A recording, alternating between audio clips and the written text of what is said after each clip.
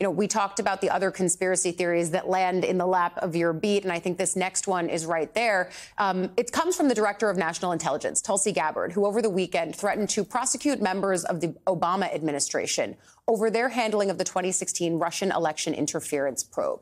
On Friday, Gabbard declassified a series of emails claiming officials manipulated and withheld key information from the public in an effort to undermine President Trump's first term in office and beyond.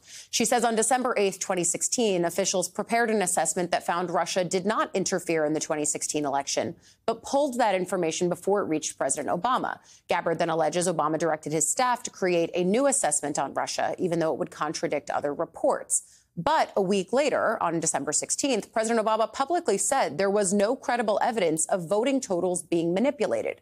Gabbard's report names former DNI James Clapper, former CIA Director John Brennan, and former FBI Director James Comey. Gabbard says she will provide the documents to the Justice Department. The DOJ has declined to comment at this point.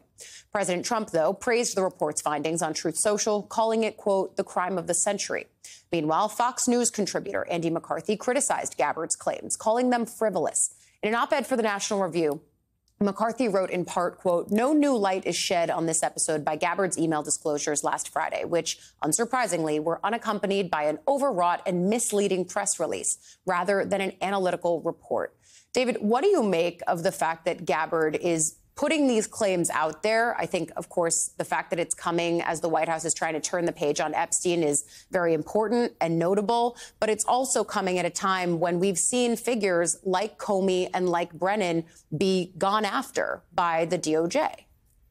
It's an effort to change the subject. It's an effort to have a new enemy. And so I agree with what our reporting shows is that what McCarthy said is correct in that there's not much new here. There was never an allegation that votes were changed. That was never said by anyone. And in fact, Secretary of State Marco Rubio in the past, several years ago when he was a senator, signed off on an exhaustive bipartisan report that was released in 2020.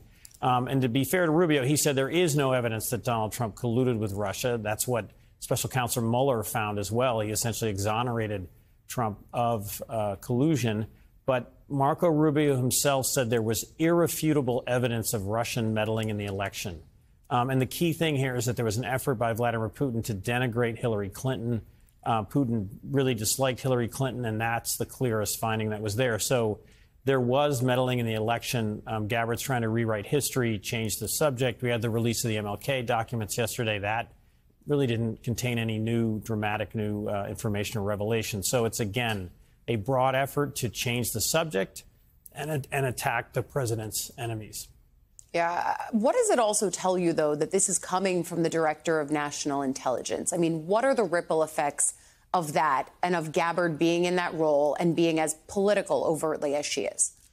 Across the second Trump administration, we have people acting in agencies that after the Watergate scandals, after FBI unfair spying on Martin Luther King and smearing of Martin Luther King, there was an effort to make the FBI independent and impartial, an effort to make the CIA and the intelligence community independent and impartial.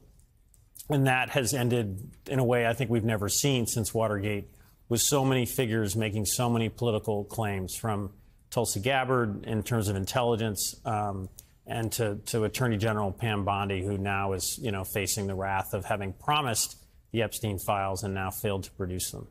Yeah. David Rohde of NBC, thank you so much for coming on and breaking it all down with us to start the show.